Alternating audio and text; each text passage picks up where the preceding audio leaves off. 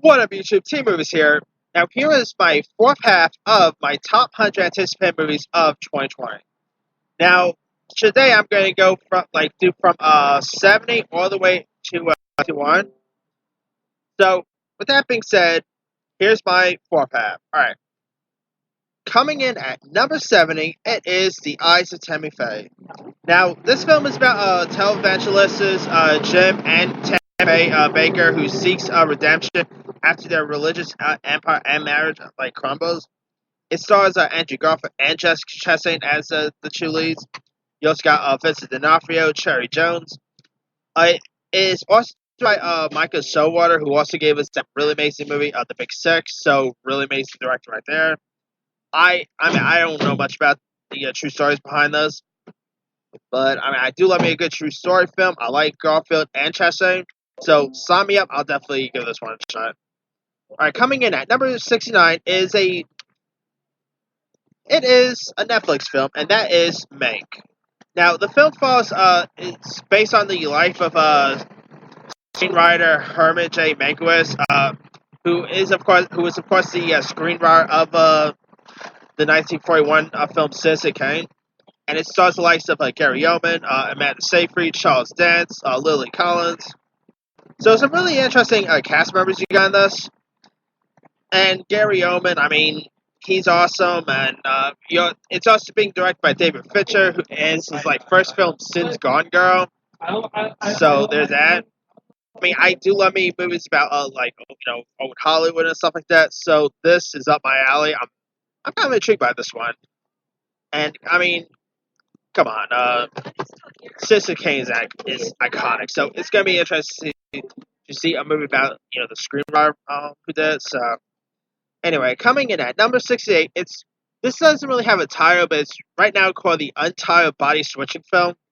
Now this is a horror film that here's what it's about. After switching bodies with a deranged serial killer, a young girl in high school discovers that she has less than 24 hours before the change becomes permanent.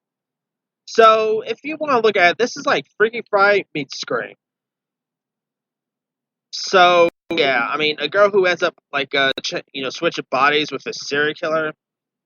That's pretty insane right there. And it's directed by Christopher Landon, who also gave us the Happy Death Day films. It's released by Blumhouse. Now, this doesn't have a release date yet, but I'm actually intrigued by it.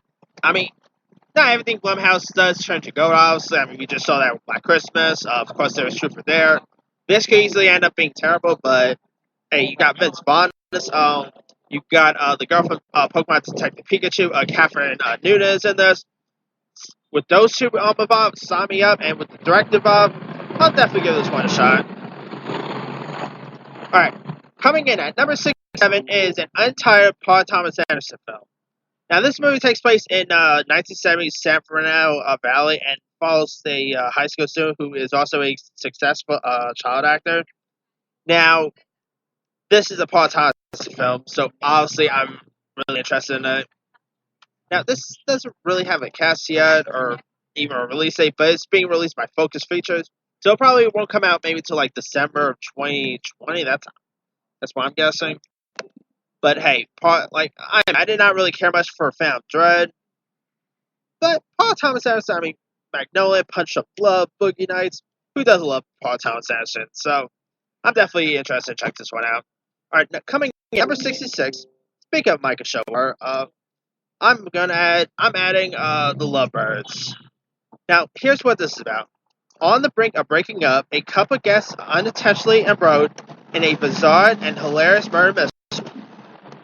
As they get closer to clearing their names and solving the case, they need to figure out how they and their relationship can survive. Now, this movie, is directed by Michael Showalter and reteams him with his Big Six star, Camila Nanjiani. It also stars Issa Rae in this. This actually sounds really intriguing. I do love me a good murder mystery comedy. This sounds like that Adam Sandler and Jennifer Aniston movie on Netflix, Murder Mystery, in a weird way. I think Lovebirds could be really intriguing. Michael Showalter, he's a really cool director. He of course was a screenwriter for Wet Hot American Summer. He made his directorial debut with that Sally Field movie, Hello, My Name is Doris. Then he did that wonderful, amazing movie, The Big Sick. And now The Lovebirds and that Eyes of Tammy Faye. This is an awesome director. So, I'm pretty cool that he has literally 2 movies coming out next year. So, hopefully both of them are awesome. I mean, just because he's a good director does not mean he'll be like he always turns out good stuff. Like, come on, Tom Hooper is a really good director, and look what he's put out Cats. So, all right, coming in at number 65, it is Clouds. Now, here's what this film is about. It's about a teenager who is diagnosed with a rare form of bone cancer and finds a way to inspire others with a little time that he has left. It is based on a book titled Fly a Little Higher, and it's also based on like and it's also based on like a real life singer, and it stars Finn August, Madison Eisman, Sabrina Carpenter, Nate Campbell, Tom Everett Scott, Lil Rel Howery. I mean, and it's also being directed by Justin Baldoni, who he of course just put out 5 Feet Apart, which was really great.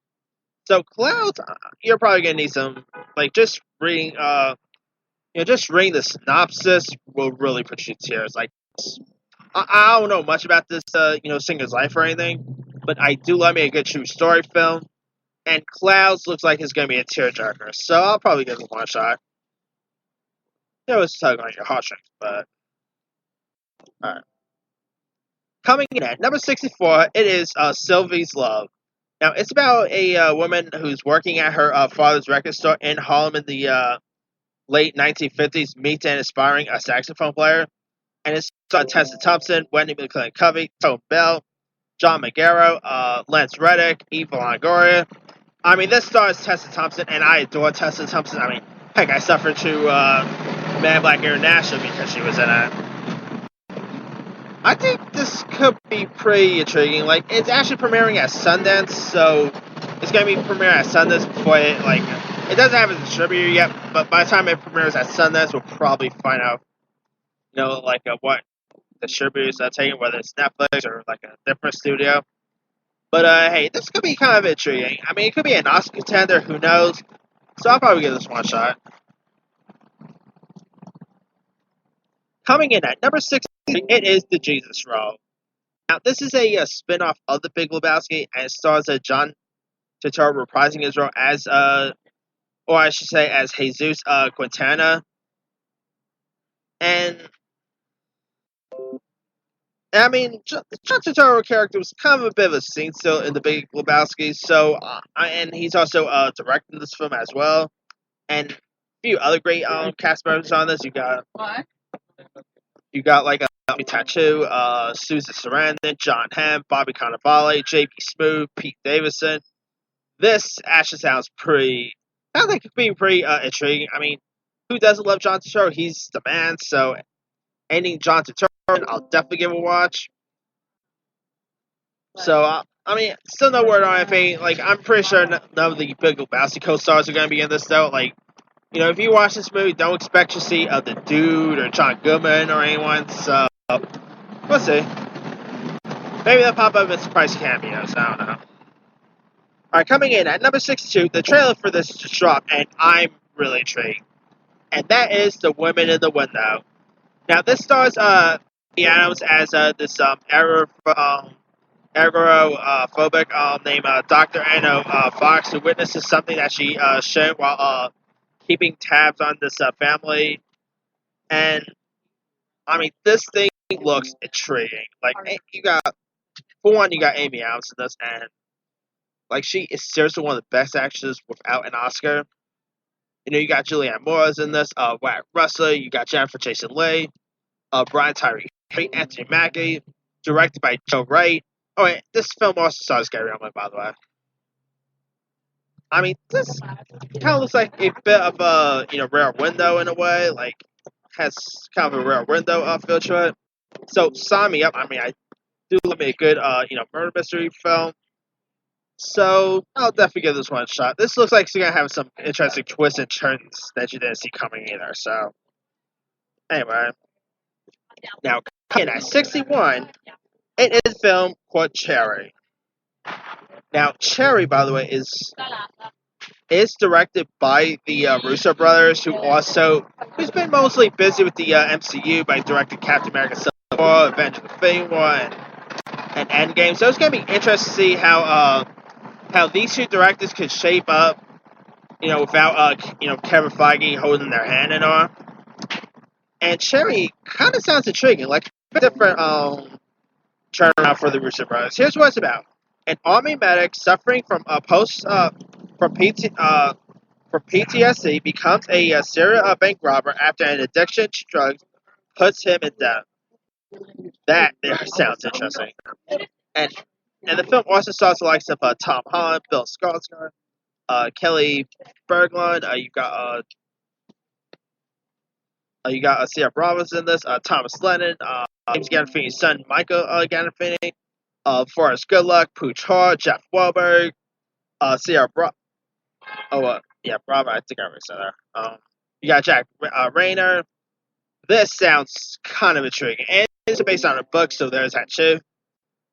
Now, the last time Russos have done a non-MCU movie that they directed was that Me, You, and Dupree movie. Since then, they've been pretty big with like the MCU and all. Although they did, even though they didn't direct it, they were a little involved with that recent Chadwick Boseman movie, 21 Bridges. So, could they do great outside the MCU anytime?